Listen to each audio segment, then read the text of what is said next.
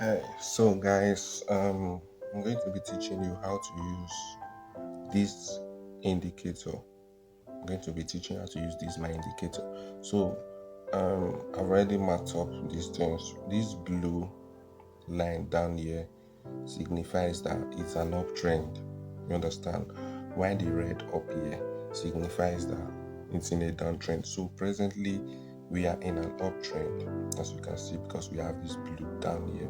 So we are in an uptrend. So and that uptrend started from where I marked that white line.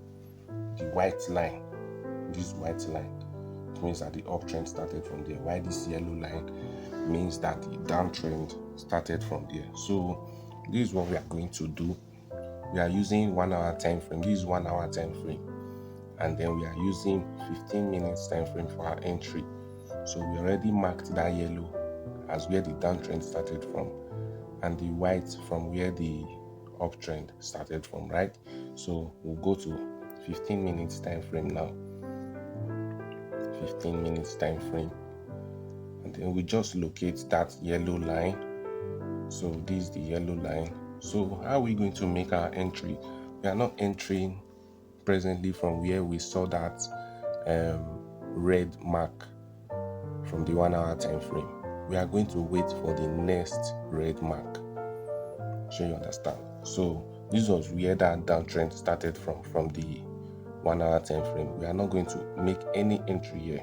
We are going to wait for the next red. You can see that. Wait for the next red right here, and then as soon as you see that red, wait for this arrow to appear, this red arrow. Once the arrow appears, you can then take your sell. It doesn't repent. That arrow doesn't repent. Sure you understand? Once it appears, you take your sell, and then you can target whatever you want to target and leave the market. Sure you understand? Always make sure you put your stop loss above the arrow. Your stop loss should be above that arrow. Sure you understand? So in case you miss that entry, here's another one, another red again, and then you take your entry from this arrow, put your stop loss above the arrow, and then target whatever you want to target. Of course, you don't have to leave your trade to just go down like this. You can close somewhere. You can target this place here as your first TP.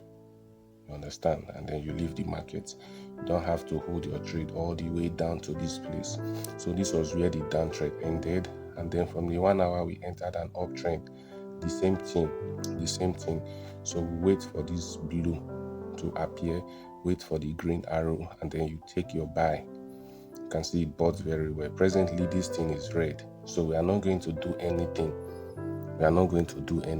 Sure you understand?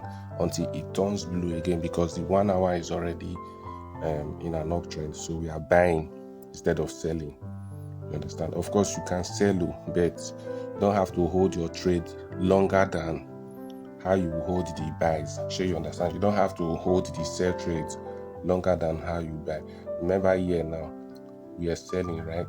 Doesn't mean that you can't buy. You can see this thing was blue. See the arrow was green. But you don't have to hold the trade for long. Even here it was blue. We saw the green arrow. You don't have to hold it for long because we are already in a down trend from the 1 hour time frame. Sure you understand? So you have to hold your sales longer than the buys. And then here now that we are already in an uptrend, you have to hold your buys longer than the sales. Sure you understand?